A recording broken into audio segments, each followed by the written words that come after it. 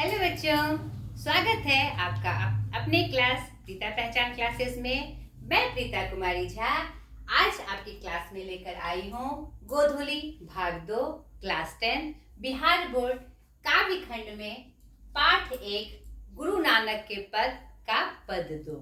इसके पहले की वीडियो में हमने इनके पद का पद 1 देखा था।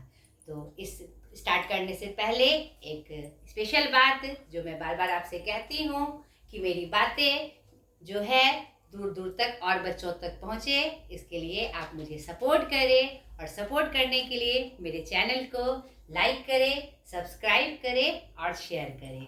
ठीक है बेटा, ताकि मेरी मेहनत सफल हो और सारे बच्चों तक, बिहार के सारे बच्चों तक मेरी ये क्लास पहुंच सके। यह बिहार बोर्ड से संबंधित है। आज हम स्टार्ट करने वाले हैं पद 2। तो आशा करती हूँ कि पहले पद की व्याख्या आपने अच्छे से समझी होगी और फिर से कि मैं आपको याद दिला दूं कि ये सारे वीडियो आपके जितने भी पाठ आपके पाठ्य पुस्तक में संकलित हैं उसका सारा वीडियो मैंने अपने चैनल पे डाला हुआ है और उसका प्लेलिस्ट बनाकर, प्लेलिस्ट क्या होता है, एक जगह आपको प्राप्त हो जाएगा आपके सारे पाठ। उसमें मैंने सारे कवि परिचय, लेखक परिचय और प्रश्न उत्तर को भी बनाया हुआ है। इस नए सत्र में मैं फिर से आपके जो पाठ में हैं, खासकर जो काव्य संग्रह के हैं, उसकी मैं फिर से व्याख्या बता रही हूँ ताकि आपको समझने में और सहायक हो। ठीक है बेटा? तो आप दोनों जगह से इसे पढ़ के भी और वहां जाकर आपको जिसकी आवश्यकता है प्रश्न उत्तर की, परिचय की, कवि परिचय की, वहां से आप जाकर प्राप्त कर सकते हैं। तो चलिए स्टार्ट करते हैं। इनका द्वितीय पद, 2 पद संकलित है आपके पाठ्य पुस्तक में। यह दूसरा पद जो है, जो नर दुख में दुख नहीं माने। ठीक है, लिख लीजिएगा इसे आप। सर्वप्रथम आपको पद को पढ़ने आना चाहिए। उसके बाद एक बार समझ में नहीं आए, 2 बार 3 बार उसे दोहराइए और आपकी जो शब्द निधि दी हुई है यानी शब्दार्थ दी हुई है उसके मेल से उसे समझकर इस पद को समझने का प्रयास करिए, क्योंकि यह शुद्ध हिंदी में नहीं है, यह आपके पंजाबी मिश्रित ब्रजभाषा में है। जो पहले जो हिंदी साहित्य की जितने भी विधा लिखी जाती थी इन भाषाओं में, लोक भाषाओं में ही लिखी जाती थी, चाहे वह पद्य हो चाहे गद्य हो। तो आपको आपके पाठ्य पुस्तक में है तो उसे अच्छे से समझना है बेटा। तो आप इस पद को पहले अच्छे से पढ़िए, आपकी तैयारी हर तरह से बेस्ट होनी चाहिए। उस पद को पढ़ने के बाद आप उसको समझने का प्रयास करिए। देखिए पंक्ति के माध्यम से, जो नर दुख में दुख नहीं माने, इस पद के माध्यम से गुरु नानक जी वैसे विशेष व्यक्तित्व का परिचय दे रहे हैं जो हर परिस्थिति में एक समान रहता है और वह वास्तव में विशिष्ट है, स्पेशल है। नहीं, उसी के बारे में पूरे पद में चर्चा की गई है।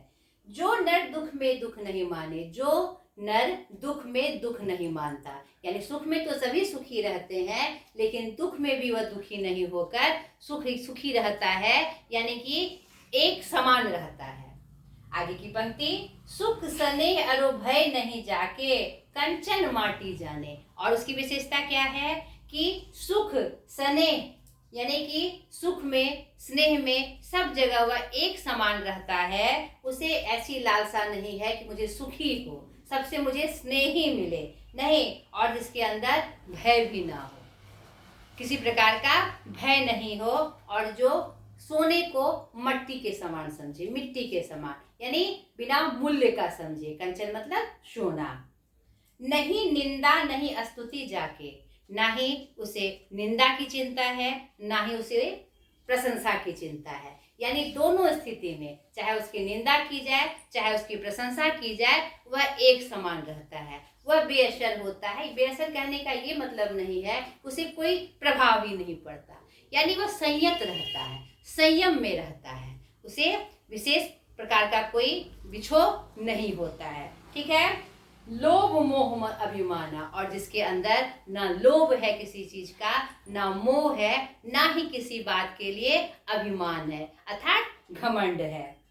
हर्ष शोक ते रहे न्यारो, हर्ष में यानी हर्ष में, शोक में यानी सुख दुख में वह क्या रहता है, न्यारा रहता है, यानी एकदम शांत रहता है, खिला खिला रहता है, क्या न्यारे रूप में रहता है।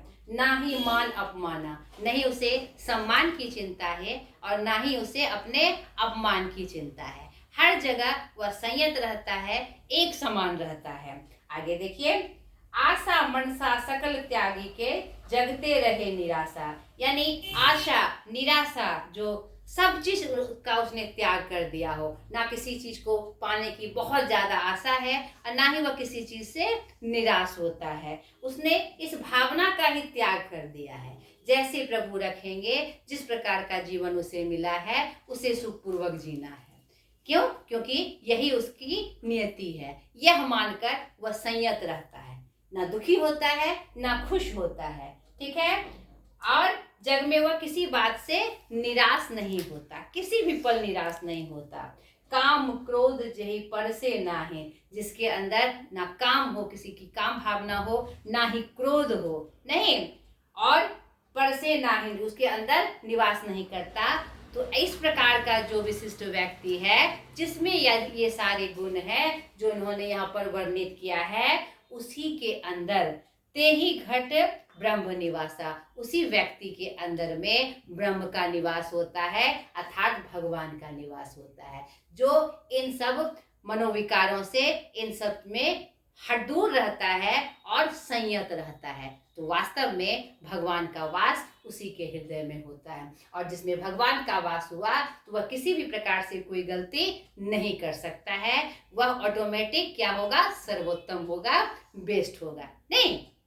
इसी के बारे में उन्होंने निर्देशित किया है अपने पद में। आगे देखिए, गुरु कृपा जही पर किन्हीं तिन यह जुगती पहचानी। इस पंक्ति में गुरु नानक जी कितनी अच्छी बात कह जाते हैं अब इस पंक्ति में, कि जिस पर गुरु की कृपा होती है, यानी अंततः यहाँ पर भी उन्होंने गुरु कृपा की बात कही। और गुरु की कृपा कैसे प्राप्त होगी, जब हम सच्चाई पे चले, हम अच्छाई पे चले, नहीं, हर तरह से हम सही रूप से चले, तो ही हमें गुरु की कृपा मिलेगी। तो वही यहाँ पर उन्होंने सांकेतिक अर्थ में कहा है कि यह सब जो गुण होंगे और भगवान का निवास उसी पे होगा जिस पे गुरु की कृपा हो, जिस पे गुरु ने कृपा की, जिस पे गुरु खुश हुए, आराध्य खुश हुए, गुरु मतलब आराध्य बड़े, नहीं, दोनों अर्थ में।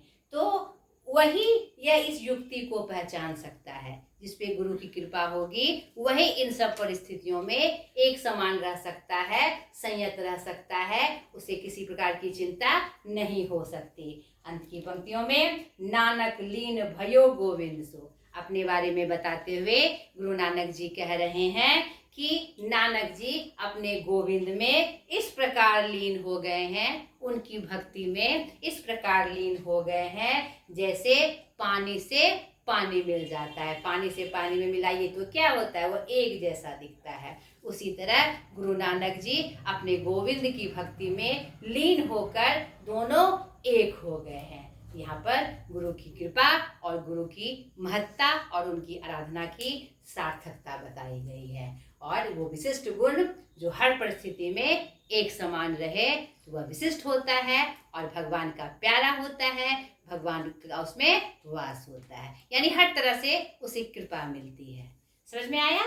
तो आप फिर से इस पद को पढ़ेंगे और उसे खुद से समझने का प्रयास करेंगे। बहुत ज़्यादा हार्ड नहीं है ये। आपका गुरु नानक का पद यहीं समाप्त हुआ। अगले वीडियो में फिर काव्य खंड के दूसरे पार्ट के साथ, जो रसखान जी का है, मैं लेकर हाजिर हो जाऊंगी। आज तक के लिए इतना ही। बाय।